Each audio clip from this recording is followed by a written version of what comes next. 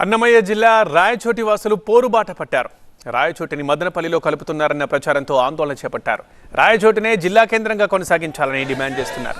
స్వచ్ఛందంగా బంద్ పాటిస్తూ నిరసన తెలుపుతున్నారు రాయచోటి వాసులు. ఇక్కడ జేఏసీ ఆధ్వర్యంలో భారీ ర్యాలీ నిర్వహించారు.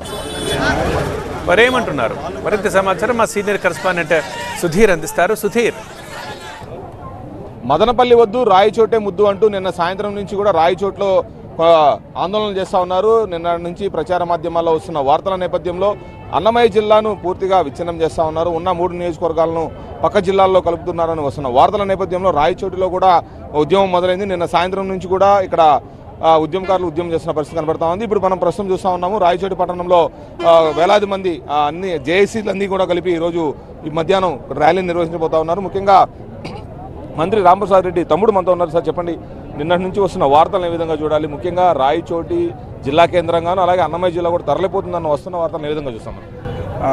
సామాన్య ప్రజలైతే నిన్న నుంచి కొద్దిగా ఆందోళనలో ఉన్నారు. కేవలం రాయచోటిని తీసుకెళ్ళి ఒక మదనపల్లి కోడూరును తీసుకెళ్ళి కడపలో లేకపోతే రాజంపేటను తీసుకొని తిరుపతిలో వేయాలని నిన్న సూచనప్రాయంగా ఏదో అంగీకరించిన పేపర్లో చూసాం. కానీ మేమైతే విశ్వసిస్తున్నాం రాయచోటిని అయితే ఎక్కడికి మార్చేది అంటుండదు. మేము గత 5-6 గంటల నుంచి మళ్ళా కొద్దిగా పాజిటివ్ సిగ్నల్స్ అందుతున్నాయి. మా సోదరులైన మండిపల్లి రాంప్రసాద్ రెడ్డి గారు కూడా విజయవాడలోనే ఉన్నారు. సహజంగా మంత్రివర్యులతో దీని యొక్క ఆవశ్యకతను మాట్లాడుతున్నారు. ఏదైతే ఇప్పుడు జరుగుతున్న ప్రచారమే నిజమైతే రాయచోటి పౌరులుగా మీరేం చేశారు? రాయచోటి పౌరులుగా వాళ్ళు చెప్పినటువంటి నిన్న వచ్చినటువంటి మాటలు వాస్తవమైతే ఇక్కడ మరింత ఉధృతం చేసి చర్యలు చేపడతాం. ఎందుకంటే చంద్రబాబు నాయుడు గారి మీద గౌరవంతో అభిమానంతో ఇప్పటికి కూడా ఈ జిల్లా కేంద్రం మారదనే ఉద్దేశంతో ఉన్నాం. ఎందుకంటే మీరు అన్నట్లు రాజంపేట కోటూరుతో పోల్చినప్పుడు అత్యంత వెనుకబడ్డ ప్రాంతం రాయచోటి.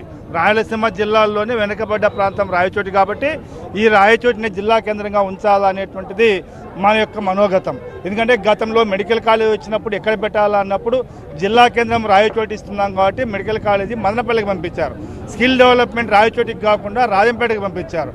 ఈ విధంగా అనేక రకంగా రావాల్సినటువంటి కొన్ని విద్యాసంస్థలు కానీ పరిశ్రమలు కానీ జిల్లా కేంద్రం నెపంతో పక్క తాలూకాలు పంపడం జరిగింది. ఈరోజు జిల్లా కేంద్రంలో పంపిస్తే ఇది అభివృద్ధిలో నష్టపోతుందనే విషయం స్పష్టంగా తెలుసు. దీన్ని దృష్టిలో పెట్టుకుని గౌరవ చంద్రబాబు నాయుడు గారు ముఖ్యమంత్రి వర్యులు గత ఎన్నికల ప్రచారంలో రాయచోటిని జిల్లా కేంద్రంగా కొనసాగిస్తాను, మీరంతా తెలుగుదేశం పార్టీని ఆదరించిందని చెప్పారు.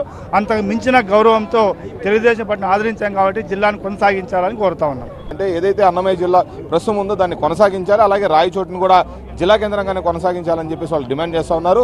ఒకవేళ కనుక ఏదైతే ప్రచారంలో జరుగుతున్న వార్తలు నిజమైతే కనుక రాయచోటిలో ఉద్యమాన్ని ఉధృతం చేస్తామని చెప్పేసి ఇక్కడ స్థానికులు చెప్తా ఉన్నారు. Camera person Rayachoti Sudheer, TV9 Rayachoti నుంచి.